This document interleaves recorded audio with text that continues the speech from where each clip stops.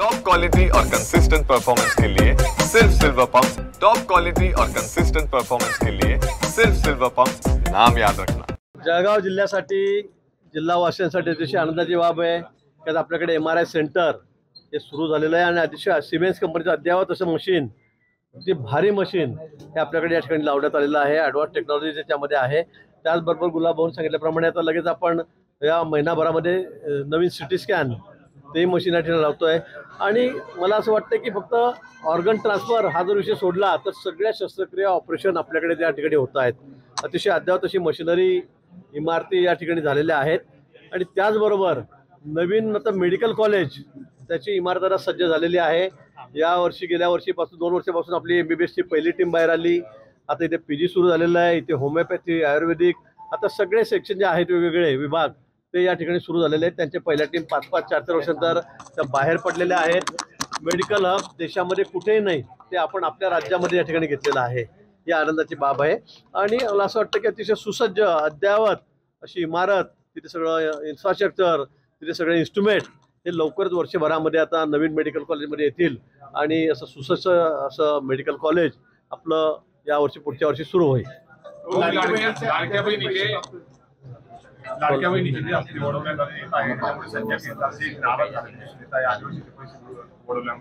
नाही, कुठे पैसे वळवण्याची गरज नाही। आमच्याकडे पुरेसा फंड निधी आहे आणि ते नियोजन करूनच सगळ्या योजना आम्ही या ठिकाणी केलेल्या आहेत।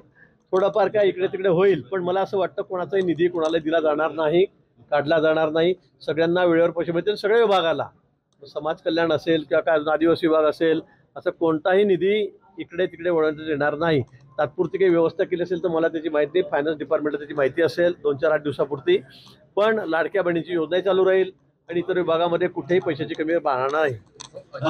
जो सामाजिक न्याय भवनाचे 400 कोटी रुपये वाढवण्यात आले सामाजिक न्याय भवनाचे, मला वाटतं तात्पुरती व्यवस्था ती असेल, ते काही कायमचे वळवले असं नाहीये। मला माहिती नाही, मी माहितीने सांगेल। पण अशा पद्धतीने मी आता 35 वर्षाले आमदार आहे, मी 15 वर्षाले मंत्री पण होतो। अशा पद्धतीने काही टेम्पररी व्यवस्था असेल तात्पुरती ती करावी लागते, त्याप्रमाणे केली असेल। पण ते काही कायमस्वरूपी वळवलेले नसतील, ते वळवता येत नाही। 2-4-8 दिवसापूर्वी तात्पुरती जो असतं ते असेल।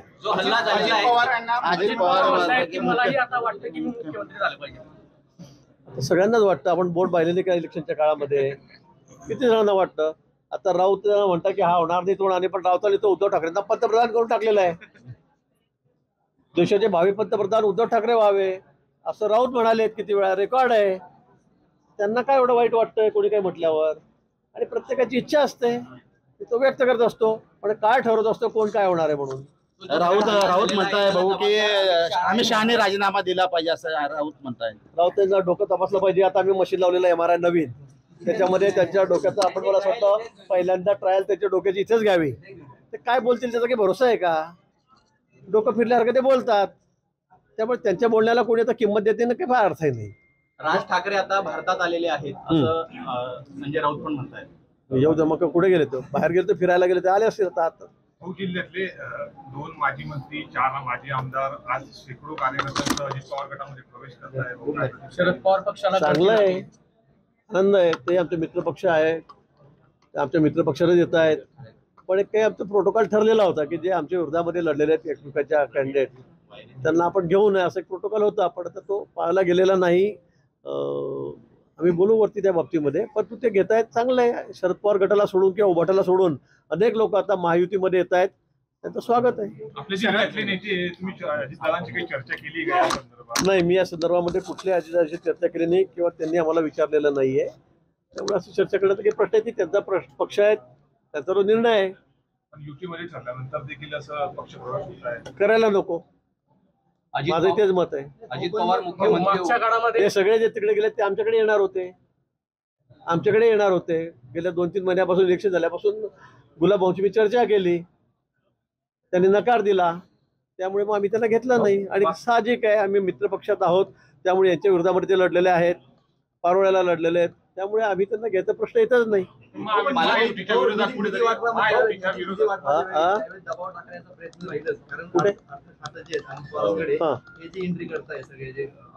असू द्या ना, काय